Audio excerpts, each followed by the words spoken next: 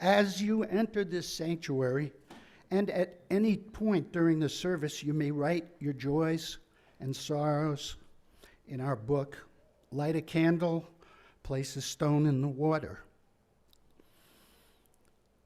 Those joining from home can write prayers of joy and sorrow into the Zoom chat, which will be open until the start of the sermon.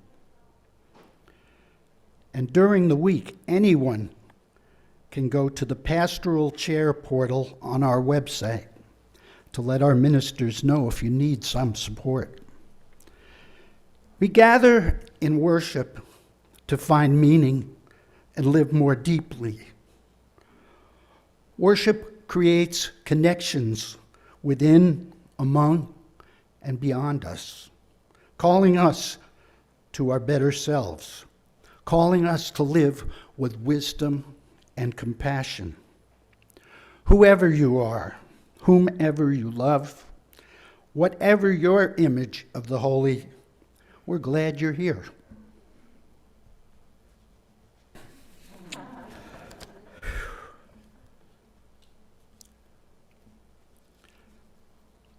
People, it's time for the chalice lighting, and Eli has graciously volunteered to help out. People have long gathered around a fire for warmth, for light, gazing into the flame to spark their imaginations. Now we gather around this chalice flame for the warmth of community, the light of truth, and the joy of creating. And now, let's together say the words of our mission, which affirm our shared purpose. Empowered by love, we transform ourselves and serve our world. Thank you.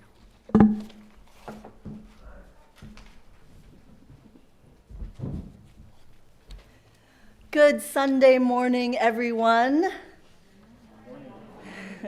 I'm the Reverend Jen Youngsun Rue, and I use the pronouns she and her.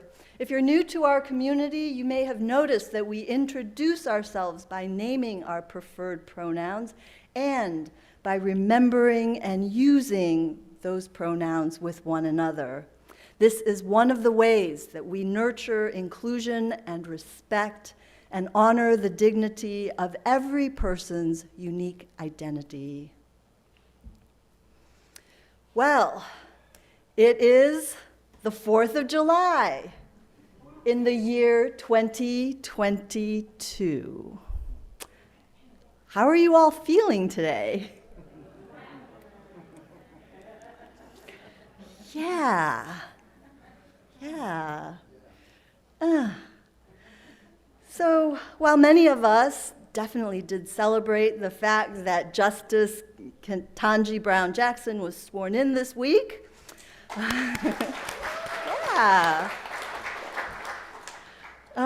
there has been a barrage of Supreme Court decisions impacting the things that Unitarian Universalists care about: guns, abortion, religious freedom, tribal authority, environmental protection. And so I wasn't really feeling it either. And I wondered, maybe I could just kind of ignore the fact that it's the July 4th weekend. But you know, this is the country that my family chose. Out of all the places in the whole wide world that we could have immigrated to, this was the one with an audacious vision of the right to life, liberty, and the pursuit of happiness.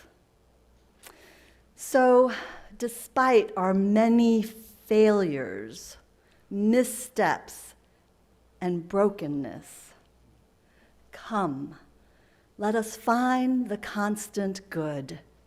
Let us find the liberating hope. Come, let us worship together.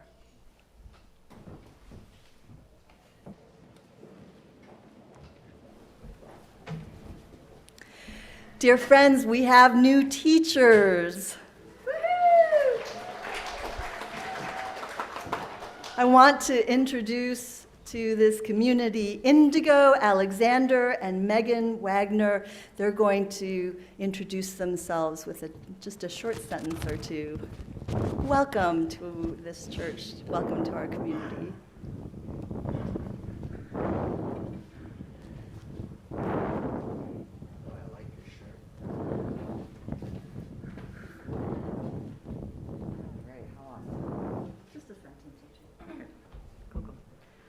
Hello. My name is Indigo.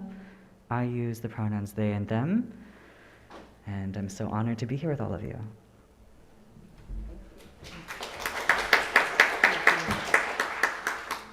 Good morning. I'm Megan, or Meg. I use she, her, or they, them pronouns. And I've been in the community for about 5 years, and I've always been very curious about this church, so I'm very excited to be involved, and I already appreciate how much kindness I've seen, so thank you. Thank you. Welcome.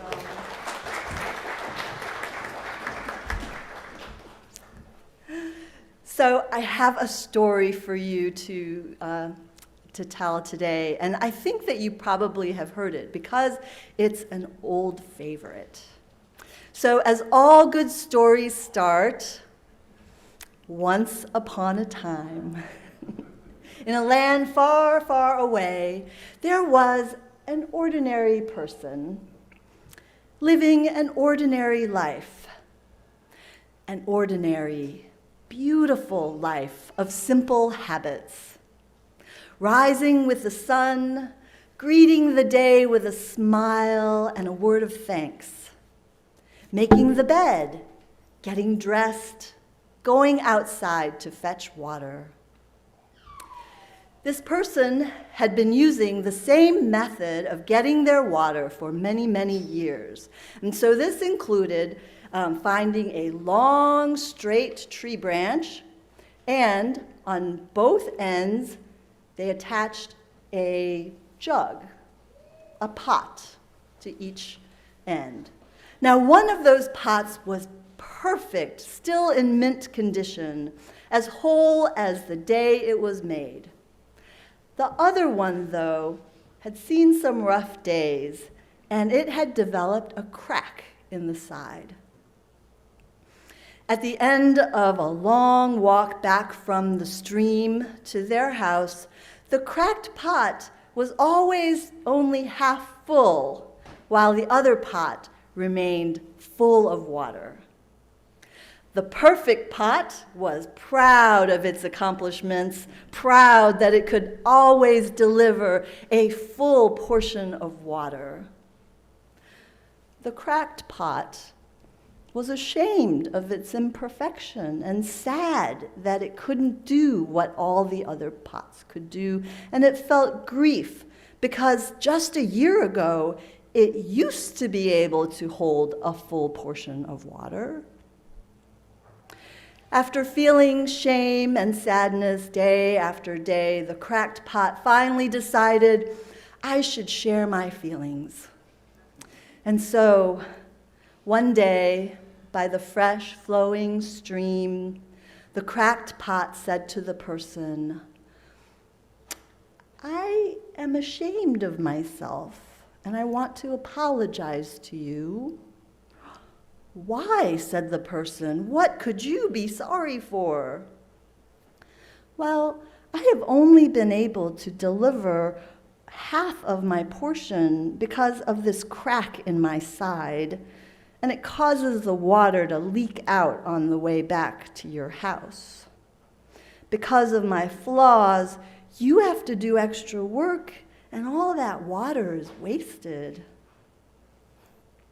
The person felt compassion rise in their heart and replied, as soon as we return to the house, I want you to notice the beautiful flowers along the path, okay?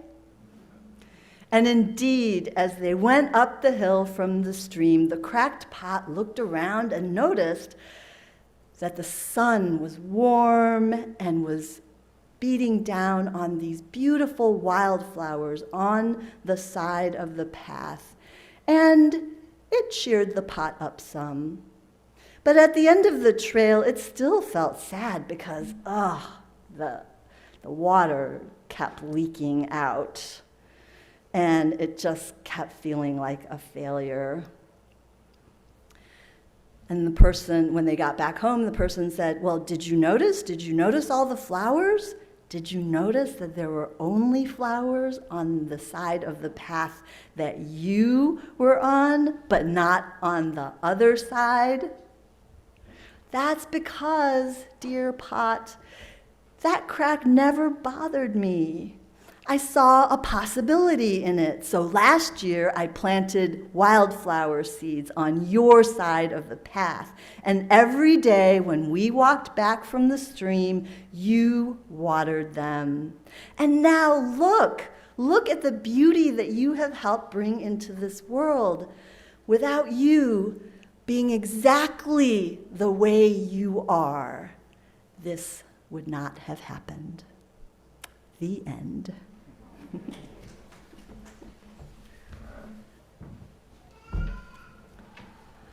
For our time of meditation, I offer you something that I learned yesterday from my Qigong teacher. As we do each week, find a posture of relaxed attention or alert relaxation.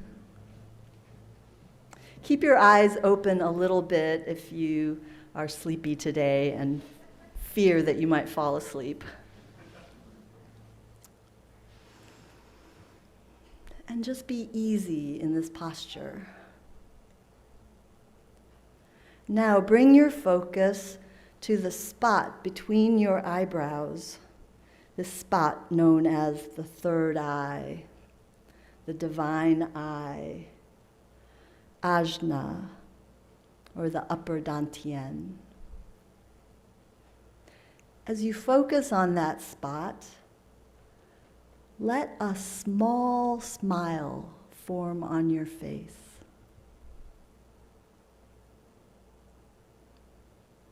Smile to yourself.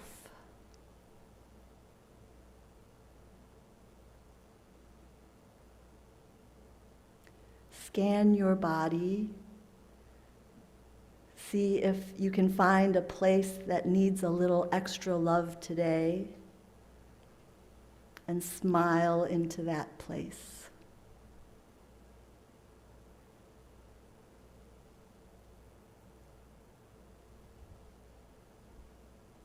Smile to yourself, for you are worthy of loving kindness.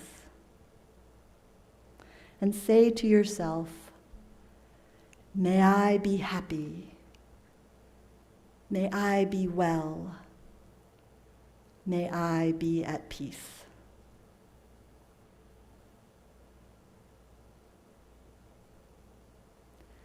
Now bring to your mind your loved ones, the ones you feel easy affection for.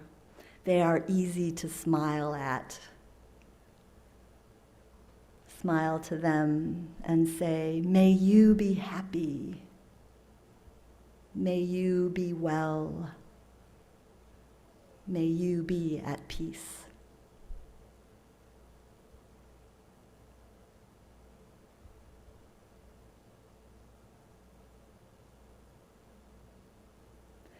And now bring to your mind every person in this room, every person on Zoom, all the children and teachers in their classrooms.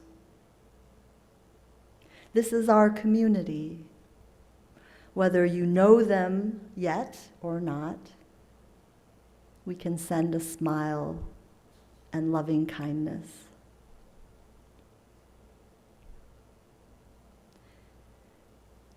In this community, people are struggling with so many things.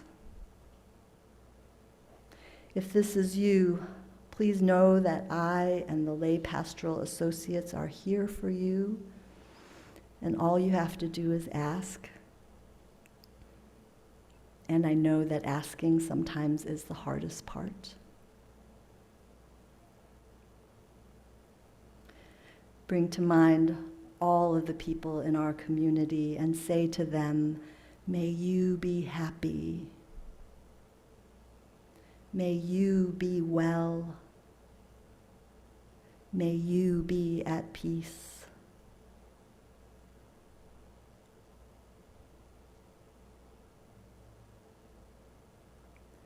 Finally, bring to mind someone that you're at odds with.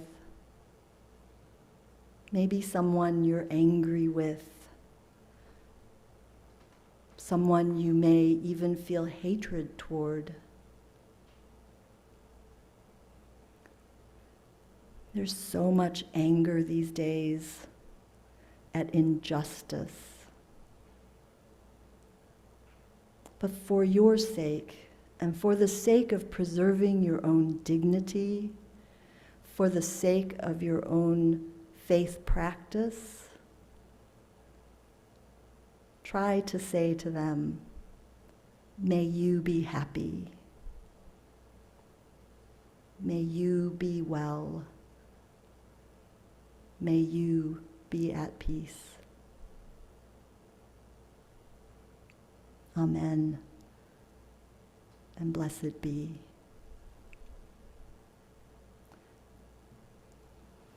Let's sing now together our centering hymn. It's number 18. What wondrous love.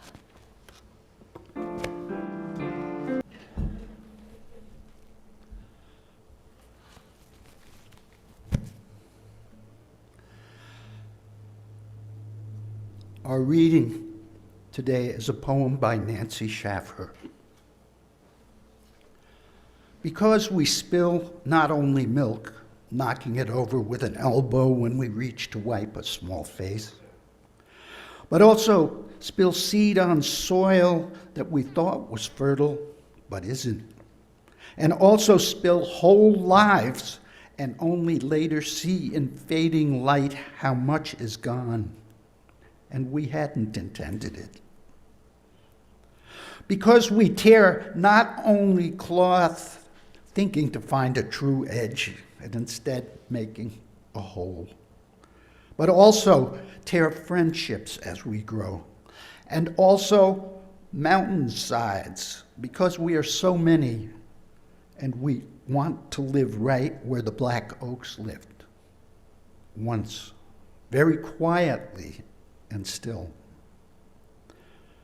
Because we forget what we are doing in the kitchen, and have to go back to the room we were in before and remember why it was we left, but also forget entire lexicons of joy and how we lost ourselves for hours, yet all the time were clearly found and held.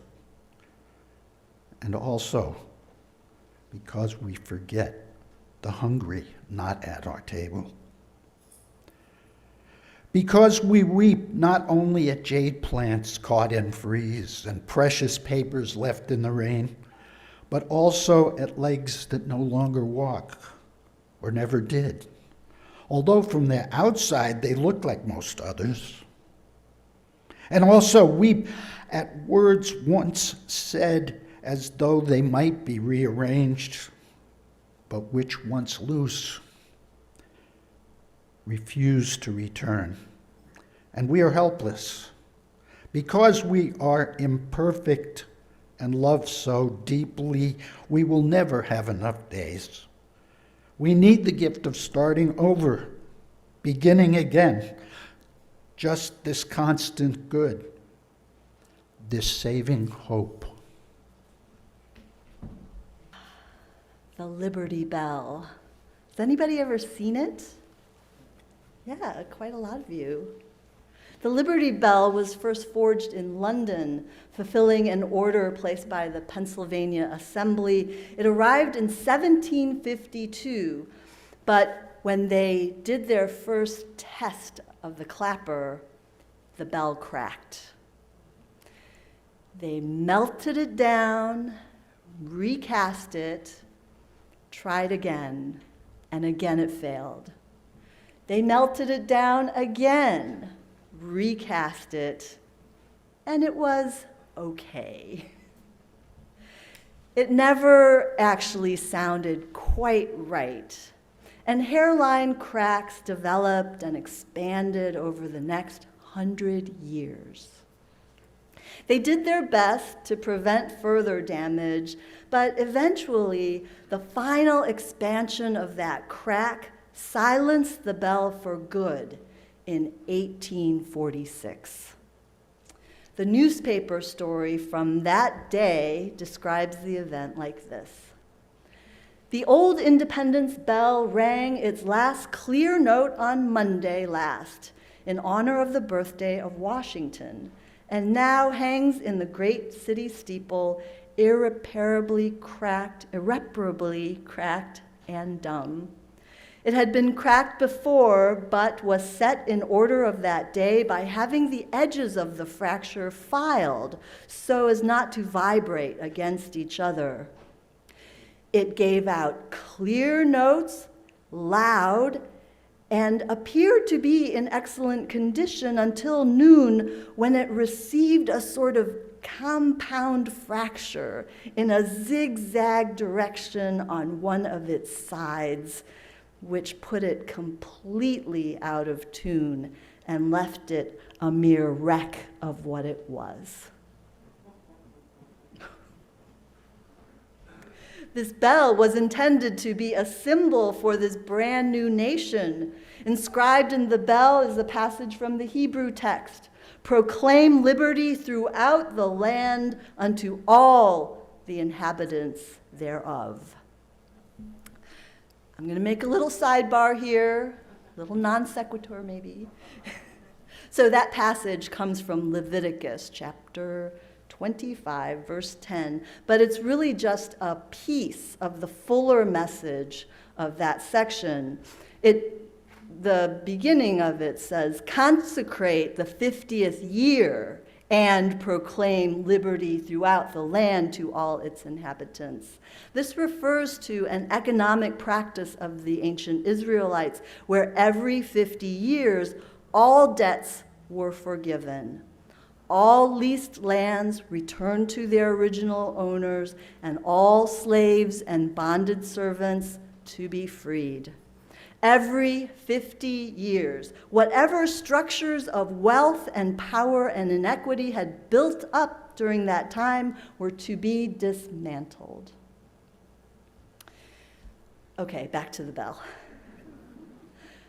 Completely out of tune and wrecked. Because the bell has a flaw, it turns out, I think, to be a pretty good symbol for this country. And it offers all of us a chance to consider how we hold our own perfections and flaws. Just like the Liberty Bell, the story of this country has been full of cracks and broken promises and imperfections from its very beginning. This weekend is supposed to be a commemoration of the Declaration of Independence. We hold these truths to be self-evident, that all men are created equal, that they are endowed by their Creator with certain unalienable rights, that among these are life, liberty, and the pursuit of happiness. But even as these words dried on the parchment, they revealed the failure to rid this country of slavery, to include women, to include people who didn't own land, to treat Native Americans justly, to welcome every new immigrant, and to ensure liberty for all inhabitants. No, it was not perfect then, and it is not perfect now. And yet, There in the imperfection, there in the cracks and the broken promises is a nugget of hope, as well as a moral challenge to each generation of Americans.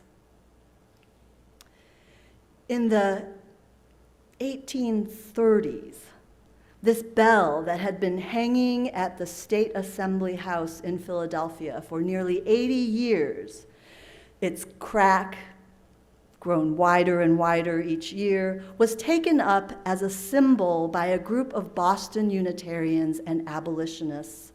Renaming it then the Liberty Bell, they used the crack as a symbol of the deep divisions in the country over the issue of slavery and the broken promise of freedom for all. The crack was meant to challenge and motivate Americans to rise up in the pursuit of liberty for all.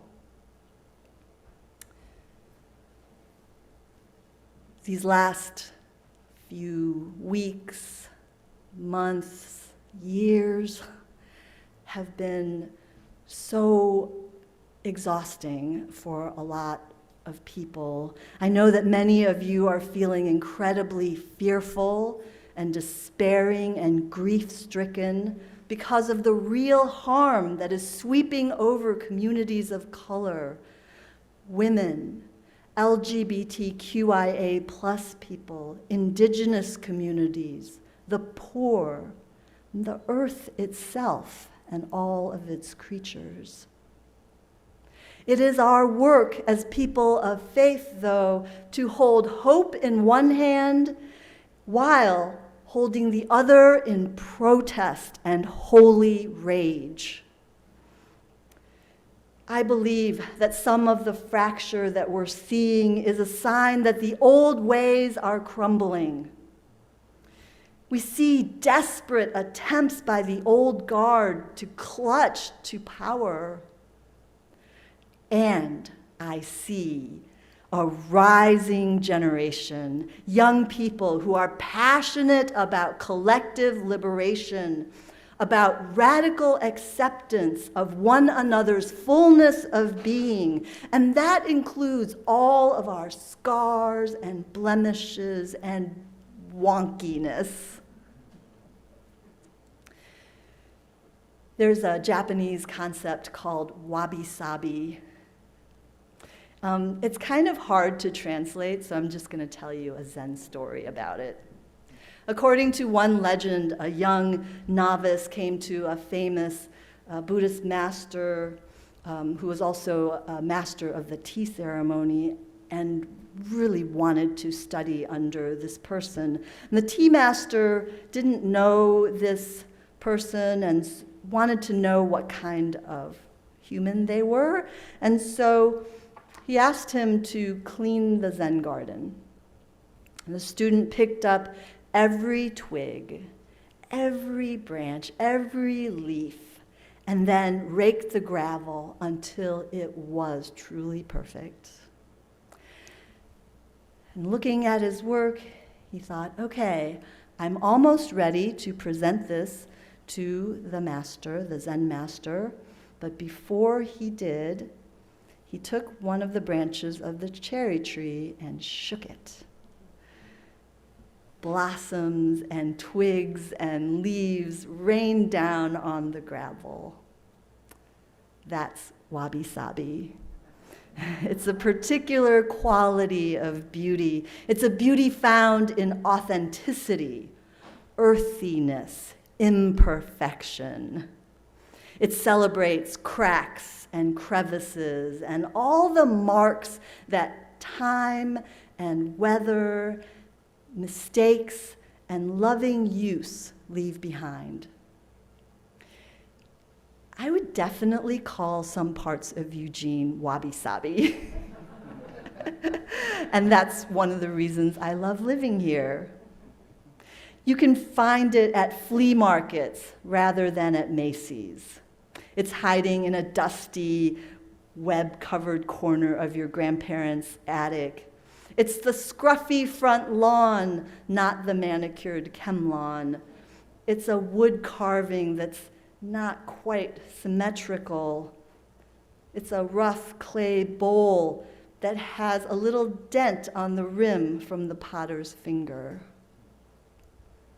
It's the wrinkles on a person's face that shows how much they have laughed and grimaced over the years. Krishnamurti once said that the uniqueness of all of these lines is caused by the creases formed from all of the folding and unfolding of our life's experiences.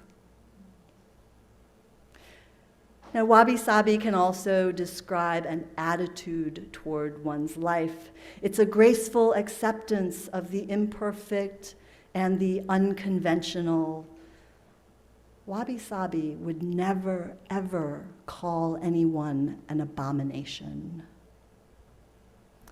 This approach to life not only accepts, but appreciates life's inevitable frayed edges, cracked jars, spilled milk, rust stains, liver spots.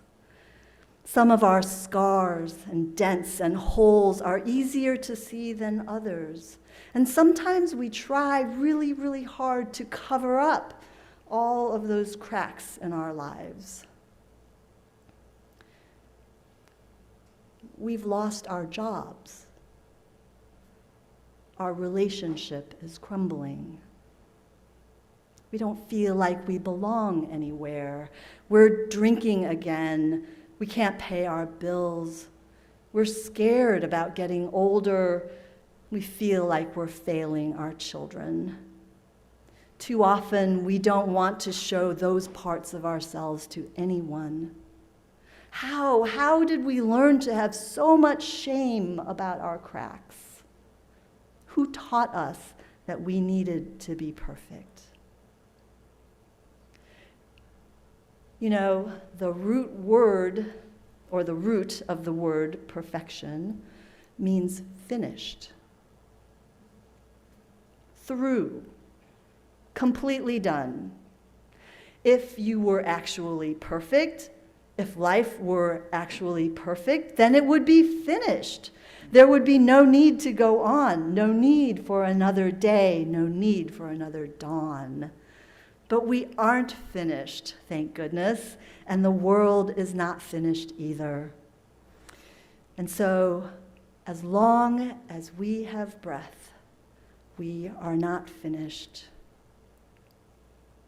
The bell that doesn't ring, the jar that doesn't hold all its water, the body that no longer walks, the brain that no longer processes like it used to, you and me, with all of our cracks and failings, we are all worthy. We, every single one of us, belongs to this amazing embrace of life. We don't want to be perfect. We want to be free. May it be so. Amen. Blessed be. Before we sing our closing hymn today, I would like to invite Eli up. Eli and the youth are leading us today.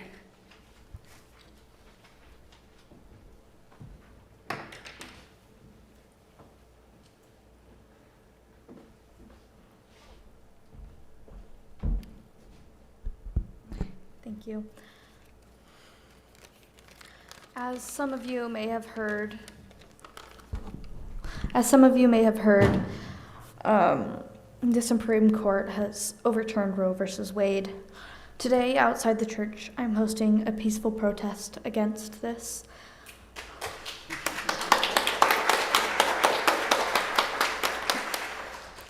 There will be two groups. One will stay outside the church for those who are unable and prefer not to walk. The second group will be walking from the church to the library. I'm hoping this will raise awareness among the youth. Thank you.